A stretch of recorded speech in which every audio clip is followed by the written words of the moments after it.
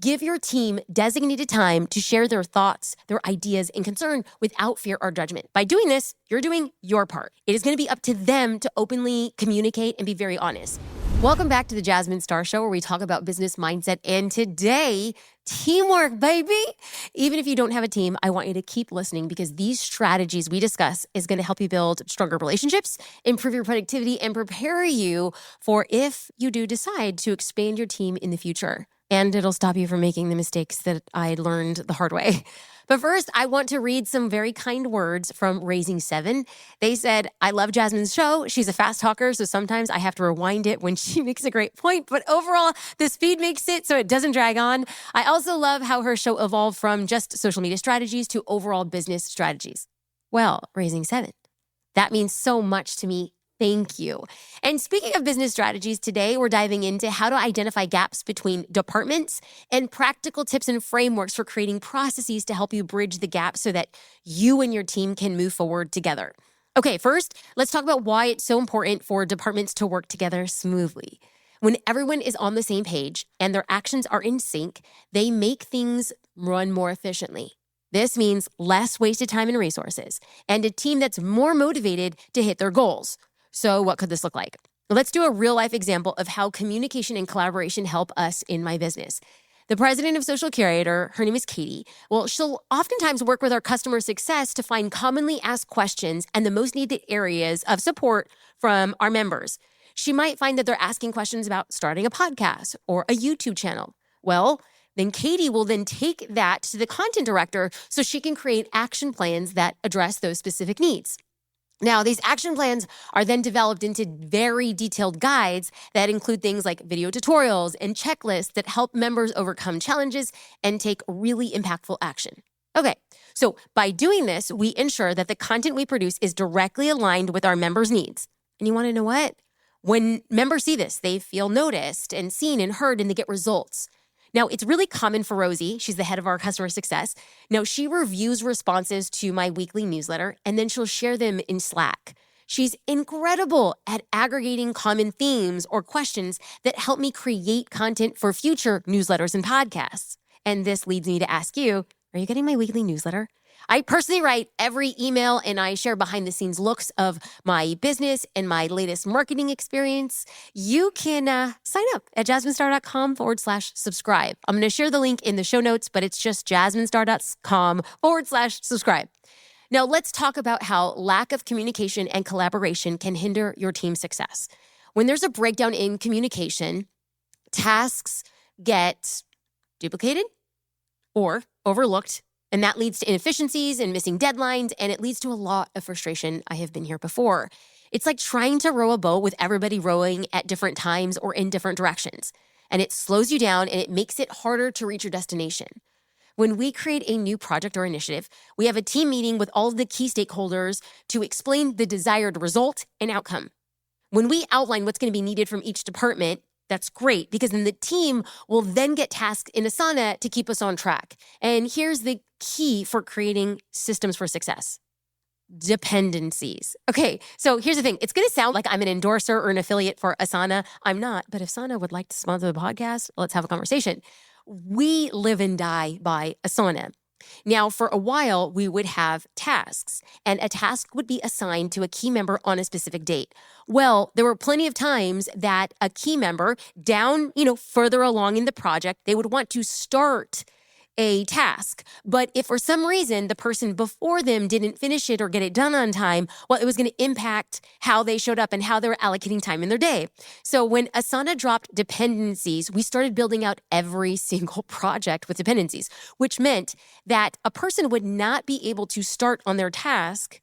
And then we would be able to see if the dependency wasn't in action. We could see if somebody was running late. And we were able to catch who was falling behind much quicker and say, hey, what do we need to adjust in the project so that we could still hit our goals even if we fell out of line? Y'all, I'm telling you, dependencies for the win. I have consulted with businesses that fall into the lack of communication trap. Now, I want to get into an example. Imagine a marketing team and they're going to be launching a campaign without clear communication from the sales team. Now, the sales team might not be prepared to handle the customer inquiries that was generated by that marketing campaign, and that could lead to missed opportunities and a lot of wasted marketing efforts. But it could have been avoided with coordination and communication between the departments. So, how frustrating is that for everybody? It just is. And the thing is, communication doesn't have to take up any more time or energy when you have the systems in place. And we're going to talk about that in a few minutes. So let's talk about identifying gaps between departments, because here's the deal. When you can pinpoint exactly where things are falling through the cracks, you can start to fix them. But a lot of time, business owners overlook those weak spots where communication and processes, they're not quite working because, listen, we're too busy.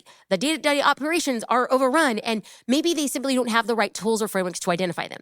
As we were growing in Social Curator, and then we changed from a membership to a SaaS subscription, we quickly realized that there was a big gap between our tech team and the customer success team. So customers, they would request these changes and features, and then the customer success team would catalog them. And the tech team would ship the features and not update the CST team quickly enough. And there was a lot of playing catch up. This went out, what went out, who wants to know, who got updates. And so once we hired a product manager, he created a system to manage all the requests. He prioritized their order, and he informed the rest of the team of updates. We began to move and work faster once we filled the departmental gaps. So here's a 3-step framework to quickly identify those gaps. I'm going to tell you the steps before we dive into each one. You know how I do with my frameworks. Step 1 is to notice and document even the smallest miscommunications. Step 2 is to bring them to your team. And step 3 is to choose and implement a solution. Now, the first part of this framework is for you or a leader on your team to notice even minuscule, small mishaps in communication. And you might be thinking, okay, Jasmine, I don't want to micromanage every detail. Okay. This is not about micromanaging. It's about being observant and understanding where things might not be in alignment, where they're slipping through the cracks. You're going to look for patterns in miscommunication, or maybe there's big communication delays. These can be clues to bigger underlying issues that prevent something huge falling through those cracks. Okay, and so when you notice them, just jot them down every time, and you could track them and eventually fill that area. Now, if a similar mishap or communication happens more than 3 times, y'all, 3 times, if you are sending the same email, if you're doing the same task, if you're having the same conversation 3 times, change it. Fill that gap immediately to avoid long-term damage. Now, I know it seems small, but trust me when I say that documenting things, it's going to help you identify recurring issues and make it easier to implement solutions. And when you do this, you're going to stop those future communication breakdowns. So, the first step is noticing and documenting. Let's move on to step number 2 of this framework, which is bringing it to the team. Now, this isn't to call anybody out. It's to bring awareness and give team members the opportunity to step up and have them find the solution. You do not want to be, I once heard it explained as this. So you're at your desk and you realize, I need help. So I'm going to hire somebody to help me with X. And so you want to think of this person as this jumping monkey, and you get this excited jumping monkey and you're like, hey, help me with X. And so you hire a monkey to help you with X, and you hire a monkey to help you with Y. But if you are not actively asking the monkey to help you with X, monkey's going to come back to you and say, so how do I do X? How do I figure out X? And then monkey comes back, Y. Help me figure out number Y. And so what happens is that you've hired people who need you to find the solution. What we need to do is ask our team members, hey, and I'm not saying that team members are monkeys, so before I get anything, no. It was just an analogy to say that you have somebody who's highly capable, talented, and excited, but we have to turn it to them. How might you? Can you come up with 3 ways that we might be able to find a solution? Asking the team to help you lift makes you a better leader, and it makes them empowered to function on their own. It is so important to create a safe space where everybody feels comfortable sharing their thoughts. Now, you could start by saying something like, okay, team, I've noticed a few recurring issues in our communication, and I would love to get your insights on this. Now, this invites collaboration, and it shows that you value their input without blaming, So step 3, after we've gone through our step 2, and now we're at step 3, is to take action and close the gap.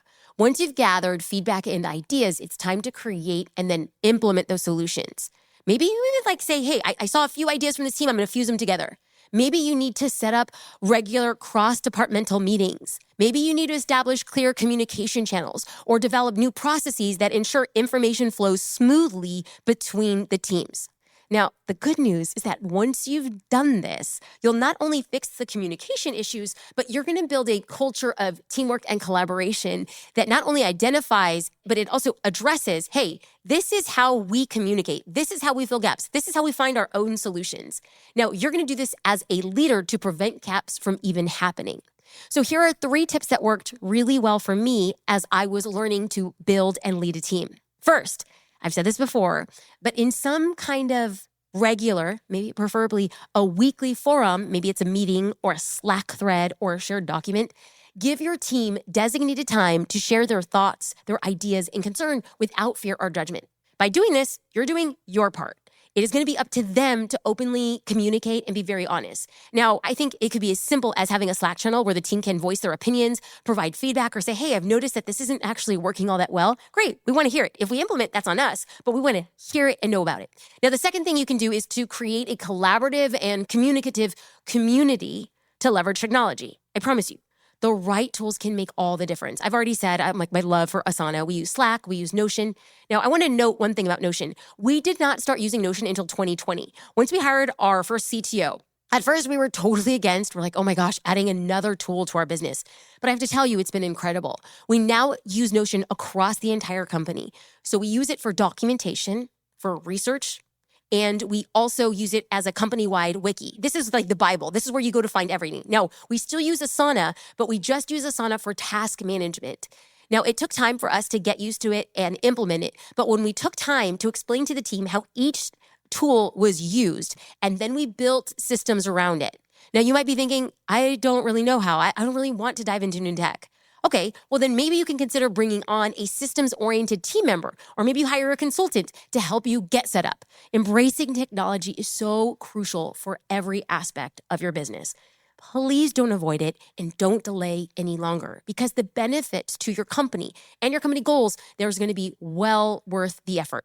A couple weeks ago, I had Dan Fleischman on the show, and I'm going to link to his show in the show notes. It was very interesting, but he said something that just, man, it stuck with me. He said, in relation to talking about his influencer agency, how they don't make mistakes. And he said, quote, I leave no room for error ever, end quote. He sends everybody on his team and his influencers the exact information, nothing more, nothing less. It has to be very systemized to ensure that there is execution flawlessly executed every single time. Now, I told you I was going to link to his show, but one thing that he also said is that people die when they don't innovate. He said, you innovate or you die. And so I want to take a second and talk about how they don't make mistakes, but he can say that with confidence because he's built a system. And then he said that people often don't embrace new systems because people don't want to innovate. And if you don't innovate, then you die. So I have a feeling that I'm going to get a lot of questions about how it works for us. And this is like a process and a system, is that Notion has become our end all be all. This is where we do our huge projects. This is where we do ideation. This is where we go and we complete our key messaging. This is where we go and set out our goals, our objectives. This is where we say, this is going to be the entirety of a particular project, a new arm, a new innovation. We're taking on a new client. And then what we do is we use Asana to reflect the things that need to happen in order to make that project come to life. And then we use Slack. Slack is our inner team communication. Now, there's a lot of times where a conversation will be happening in Slack. So how then do we take that conversation in Slack and ensure that we have a task around it in Asana? Well, our project managers have been trained to go through, and anytime a division director or a manager says, hey, and then we'll cite whoever that project manager is, can you make sure and add this task to our flow so we keep it on track? What we don't want to happen is a conversation that happens in Slack. Or worse, if you have a team that communicates on Slack and text message, that is just bound to be a lot of mistakes. I did that early on when I had a much smaller team. All communication is in Slack, and we try to do as much as possible written articulation so that we can keyword search if we need to find a conversation at a later point in time. So now that you know the entire system, how start in Notion, move to Asana, go to Slack, anything that happens in Slack that needs to have somebody accountable and responsible, it will go back to Asana to make sure we stay on the same page. So if you're having miscommunications and efficiencies pop up in your processes, okay, then the main question is, how can you systematize and remove that room for error? My third tip for you is to lead by example. I want you to show vulnerability and admit and own your mistakes. Imagine if your team feels scared of making mistakes. They might hide those mistakes. Or maybe they're like, I'm so worried about the consequences, or I don't want to be embarrassed. I don't want to be shamed. And I'm going to tell you, this is no bueno. It is quite literally the opposite of clear communication. I had our content director, she reached out to me and she said, Jasmine, it feels really good when I see you admit when you couldn't hit a deadline.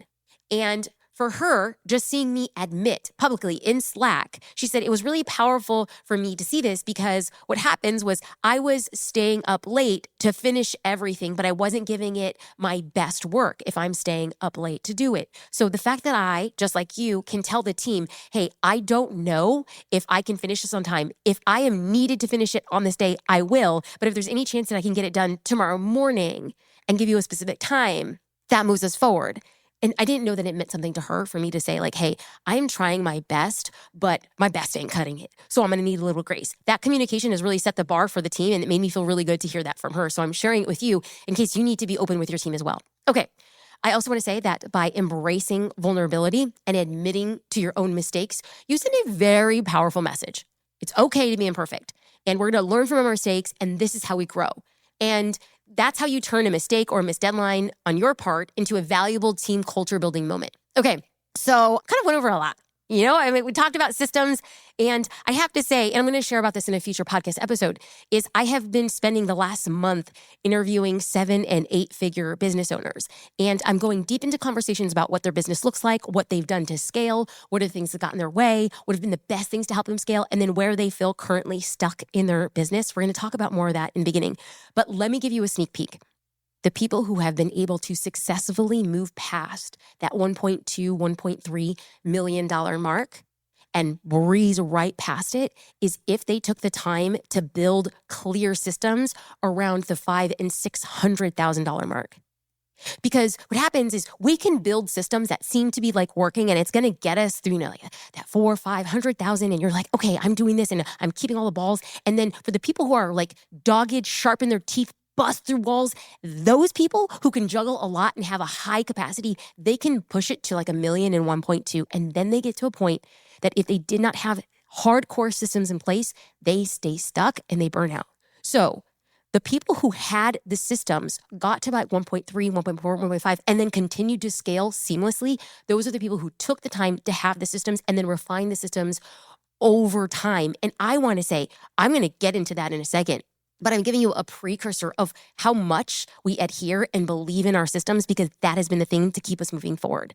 Now, as a review, we talked about the importance of teamwork, obviously, and we talked about facilitating clear communication. And we went over a framework to help you bridge gaps in your business, which was step 1, to document miscommunications that happen more than 3 times. Step 2, bring them to your team. And step 3 was to implement a solution. And we also talked about ways to prevent miscommunication from happening in your business and leveraging technology to decrease the need for manual coordination. And that's very good because it removes those errors from happening. And the third tip was to lead by example. So your team isn't afraid to communicate their own mistakes. And that, y'all, is a wrap. Thank you for listening to the Jasmine Star Show. It is an honor and a privilege to talk about business, to talk about scaling, and talk about the things that I have done and not done, and then later had to redo in order to reach new levels of success and scale. I wish you all the best, and I hope you have a beautiful day.